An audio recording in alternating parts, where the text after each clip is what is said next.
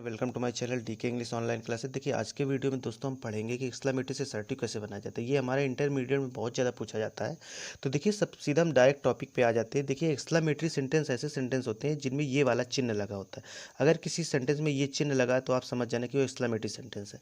तो देखिएगा इसका सीधा हम फंडा पढ़ते हैं जो मोस्ट इंपॉर्टेंट 99 क्या 100% जो पेपर में आपके रूल पूछा जाता है इससे संबंधित मैं वही आज के वीडियो में बताने वाला हूँ।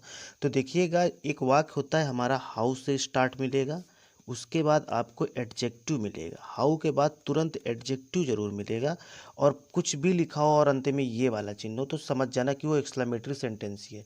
हाउ से स्टार्ट होने वाला वाक्य एक प्रश्नवाचक भी होता है और एक हाउ से स्टार्ट होने वाला वाक्य हमारा एक्सक्लेमेटरी सेंटेंस भी होता है। लेकिन उस हाउ के बाद जो इंट्रोगेटिव सेंटेंस वाला हाउ होता है उसके बाद हमारी हेल्पिंग वर्ब आती है, लेकिन ये जो होता है इस हाउ के साथ में हमारा एडजेक्टिव जुड़ा होता है तो वो हमारा एक्सक्लेमेटरी सेंटेंस बन जाता है। तो देखिएगा इस टाइप का सेंटेंस आपके वाक्य में आता है पेपर में तो आप उसको कैसे करेंगे। तो हम सबसे पहले दोस्तों एग्जाम्पल समझेंगे। सबसे फर्स्ट रूल है हमारा एग्जाम्पल समझने। देखिए जब आप लोग एग्जाम्पल देखेंगे तभी आपको फंडा समझ में आएगा।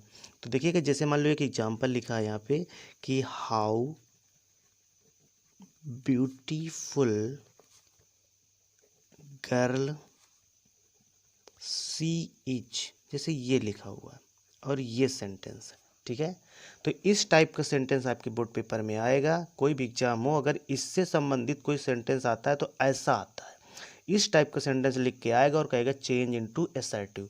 तो उसको हम कैसे बनाते हैं तो देखिए उसका सीधा डायरेक्ट रूल हम आपको बता दे रहे हैं।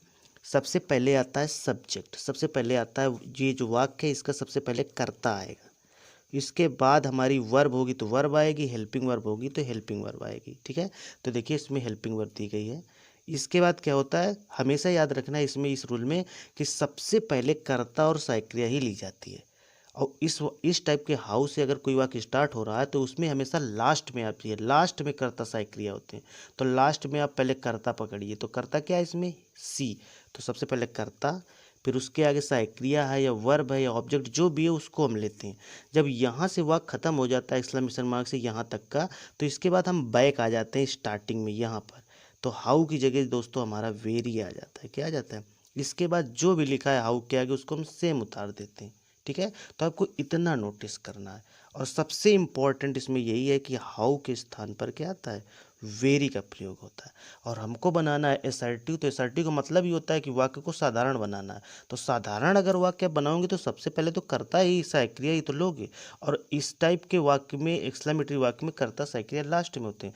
तो यहाँ पर हमको यही नोटिस करना है कि पहले हमें लास्ट वाली चीज़ स्टार्टिंग में लानी है और स्टार्टिंग वाली जो चीज़ें होती हैं वो लास्ट में ले जानी है।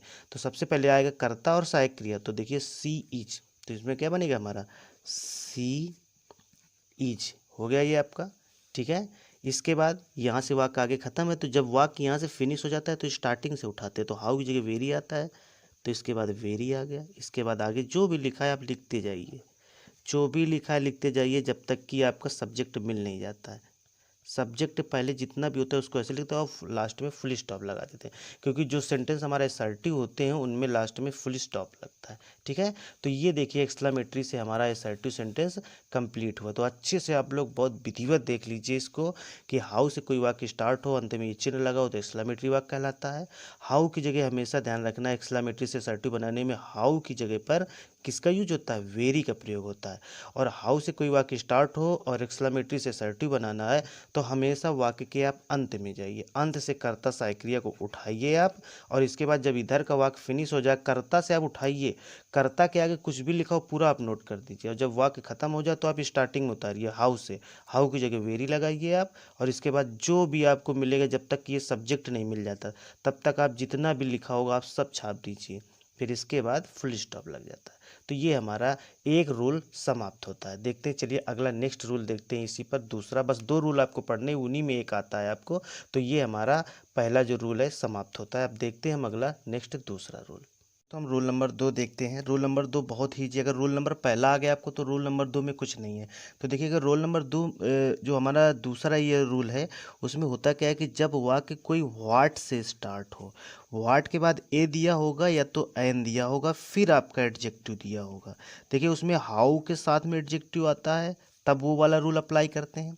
अगर व्हाट के साथ में आर्टिकल ए या एन दे के आए फिर एडजेक्टिव लगा के आपका ये चिन्ह लास्ट में दे तो वो भी हमारा एक्सक्लेमेटरी सेंटेंस होता है। तो इस टाइप का वाक्य आता है तो उसका कैसे हम एक्सक्लेमेटरी से असर्टिव बनाते हैं उसको हम देखेंगे। तो देखिएगा पहले तो एग्जाम्पल देख लेते हैं। एग्जाम्पल बहुत ही मोस्ट इंपॉर्टेंट होता है। पहले कैसा आपके बोर्ड पेपर में एग्जाम्पल इससे रिलेटेड आएगा उसको देखते हैं। जैसे मान लो यहाँ पर लिखा है what A handsome boy he is. जैसे ये देखिए सेंटेंस लिखा हुआ है what A handsome boy he is, इस टाइप का वाक्य आएगा आपके पेपर में।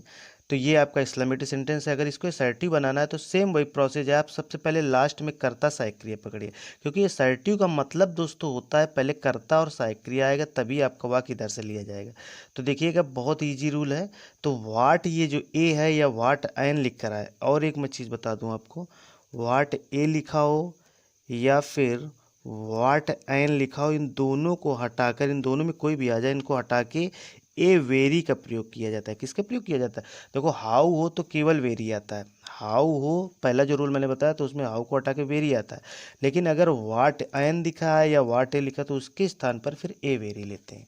तो देखिएगा इसको हम हल करेंगे, क्या बनेगा हमारा एग्जाम्पल ये।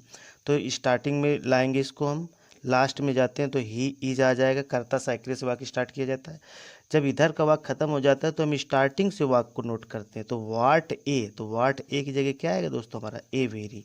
तो he is a very handsome boy, बाकी आप सेम वैसे उतार दीजिए आगे जो भी लिखा हुआ है, हैंडसम बाय फुल स्टॉप। तो देखिए ये हमारा इसका आंसर जो है कि यहाँ पर तैयार है। तो देखिए कुछ कठिन नहीं है। अगर आपको पहला रूल आ गया तो दूसरा कुछ कठिन नहीं।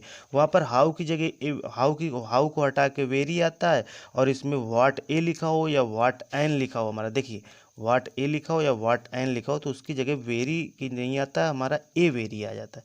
हाउ होता है तो वेरी आता है, व्हाट ए या एन होता है तो ए वेरी आता है। इतना केवल अंतर है, बाकी रूल दोनों सेम है। तो वीडियो अगर अच्छा लगा हो दोस्तों तो लाइक करते हुए चैनल पर बने लेके सब्सक्राइब जरूर कीजिएगा।